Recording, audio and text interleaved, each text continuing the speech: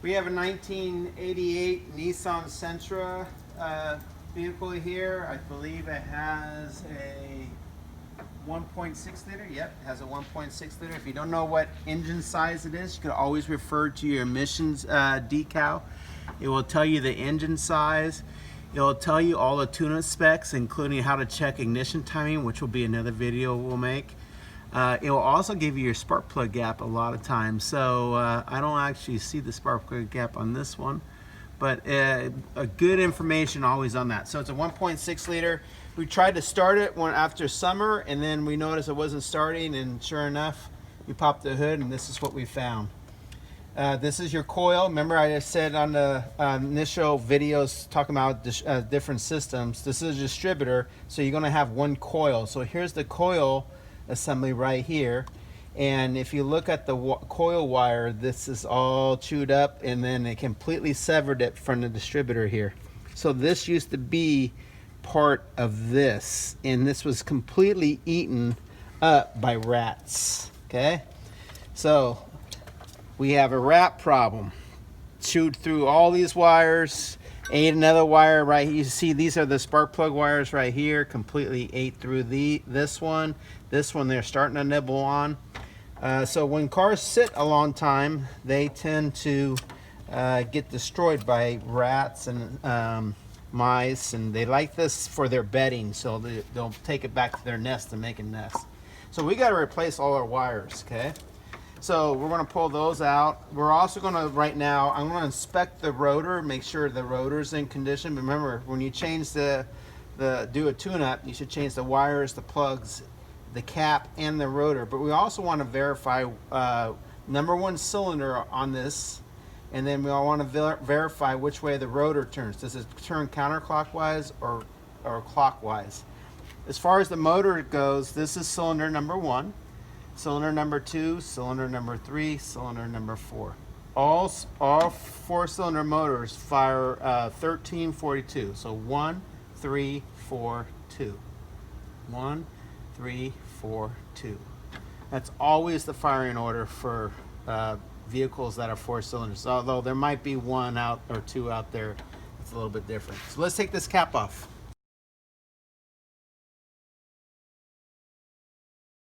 For speed, I already removed the one distributor cap bolt, so now I only have one other one. So let me get a distributor for that, or a screwdriver for that.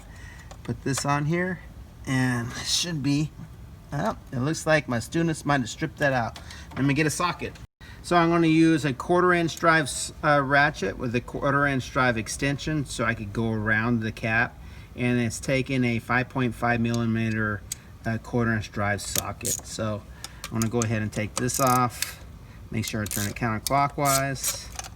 So again, we're not going to change the cap and the rotor because this is a high school environment.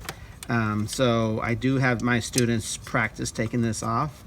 Okay, so here's my distributor cap. 4 cylinders, so 4 towers or electrodes for one for each cylinder. And then this is the electrode that goes back to my coil assembly. And now you can see my distributor rotor right here. For safety's sake, I have the coil disconnected because I don't want high voltage coming out of my coil. So I'm going to turn the car or crank it because I want to verify which way this turns, and I want to show you the screw that the rotor is attached by. So this is the rotor. We got to know which way to route our wires. So when I crank it, we got to pay attention to direction. So let me go ahead and start it.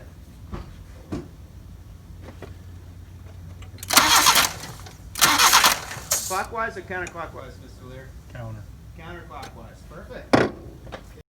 So we verified that the rotor spins counterclockwise. This is the number one cylinder, and they actually has the numbers for each spark plug wire. So 1, 3, 4, 2. 1, 3, 4, 2. So number one cylinder is right here, and then it'll go to number 3. So 4 and 2. So we go ahead and put this back on.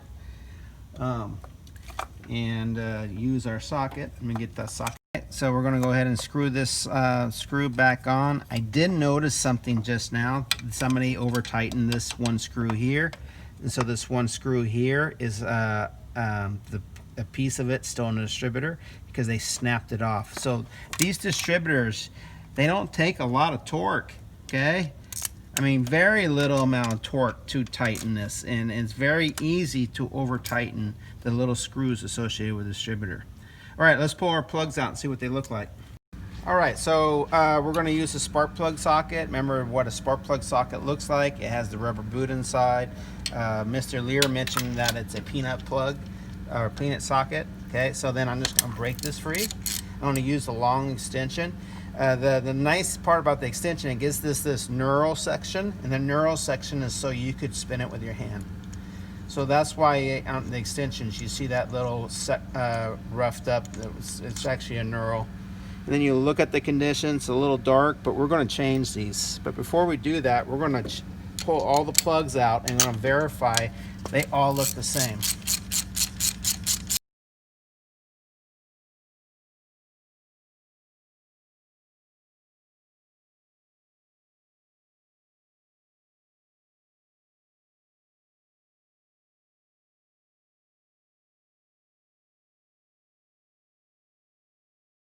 Some plugs they're installed on an angle, okay, or they might be down or up. So I should have mentioned that before you pull any plug, pay attention to angle. We will look at the angle when we put it back together.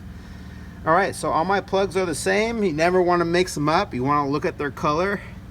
The gaps look like they're all equal, but they're a little dark, which means the car is running a little rich.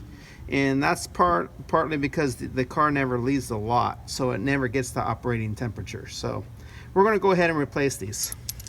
So the spark plug gap for a Nissan Sentra 1.6 liter is 44 thousandths. So I'm going to put this, and they're talking about that gap right there. So I'm going to put my gauge in, and I'm going to go all the way. It stops at 40, so I just got to go a little bit more. That one's gap. A little bit more. That one's gap. Yep, they just need a couple more thousandths is all they needed. Right there. And one more gap. Oh, I might have went too far. Yep, I went too far. So give it a little tap and then remeasure it. That did it. Perfect. Okay, so if you end up going too far, just tap it down.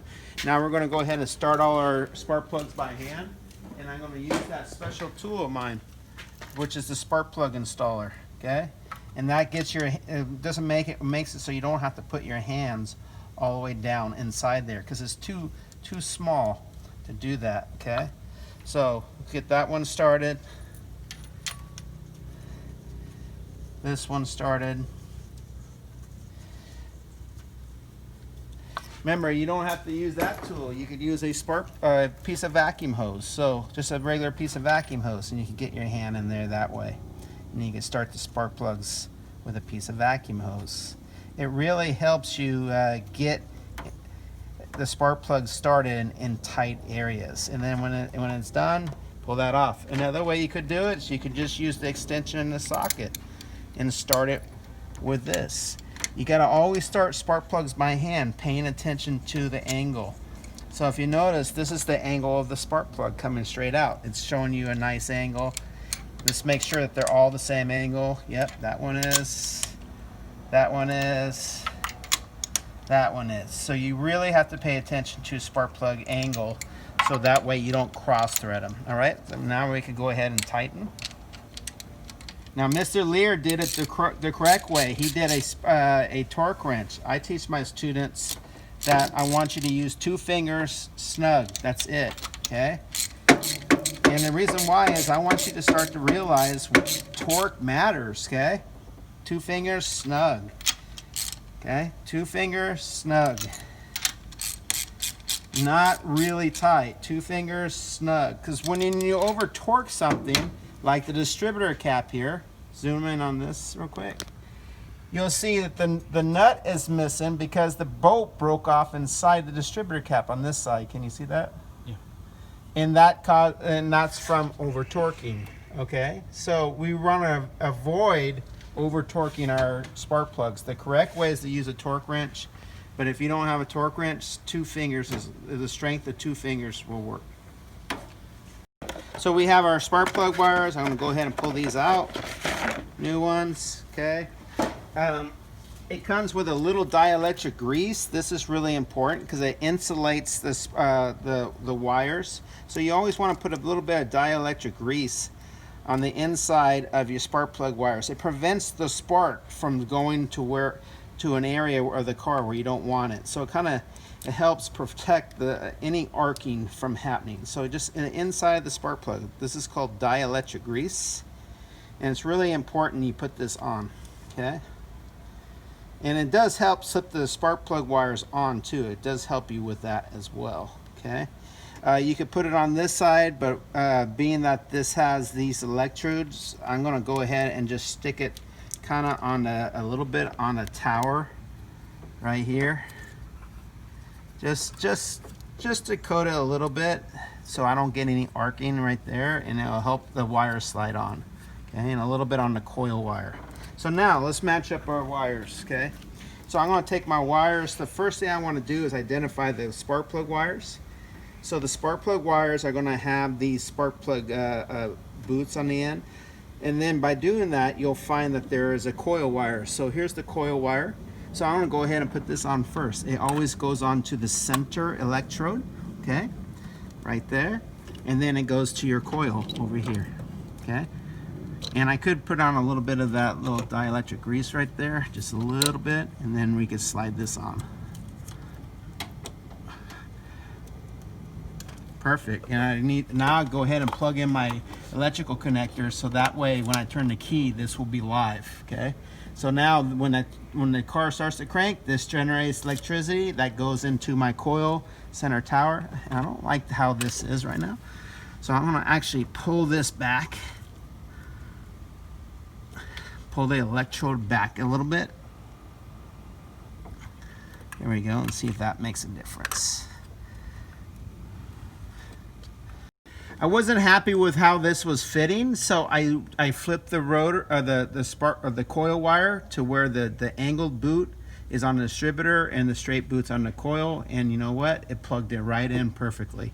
So now I'm happy. I got the coil. Now the farthest cylinder is going to be from number 1 tower to the number 1 cylinder. So now it's all about matching your lengths, okay? So I'm going to take the longest one, put that on my number 1 cylinder right there. Make sure it clicks in. There it goes. Can't hear it, but you can feel it. And then I'm going to put this in right here, clip it. There is a nice little spark plug holder, a wire holder. These are important to use so that way they don't rest on the exhaust manifold and burn a hole in it. So always try to use these as much as you can. If these are broken, then zip tie it to something, okay?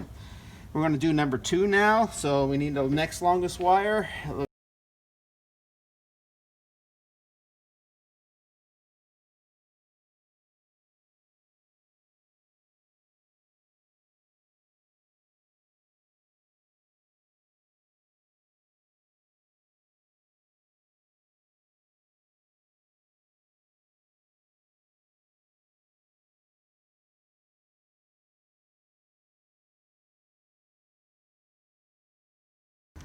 All right, now for the moment of truth.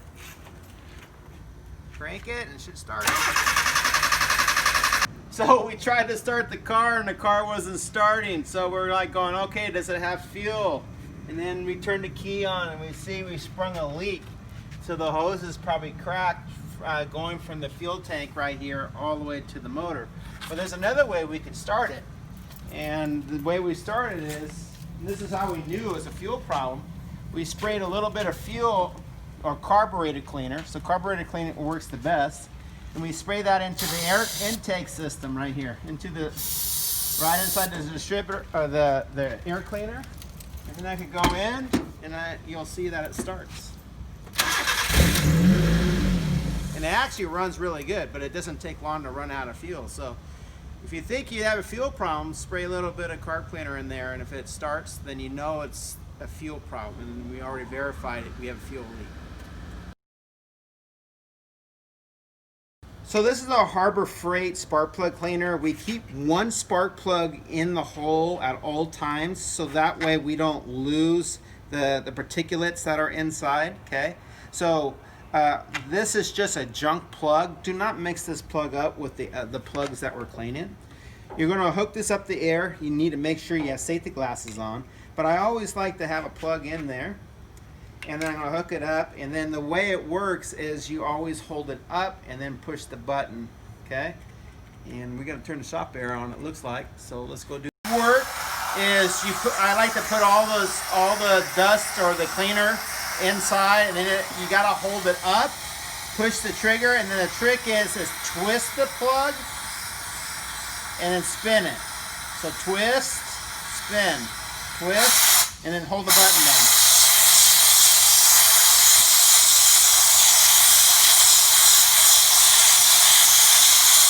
Always have safety glasses on when you're doing this. And then you could see the difference. Clean, dirty. Let's do another one.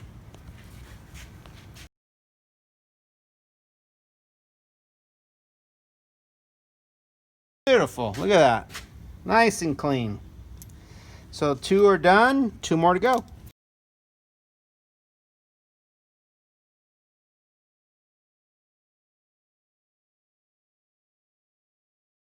Got that done, and then you want to put the junk plug back in, and you want to unplug this.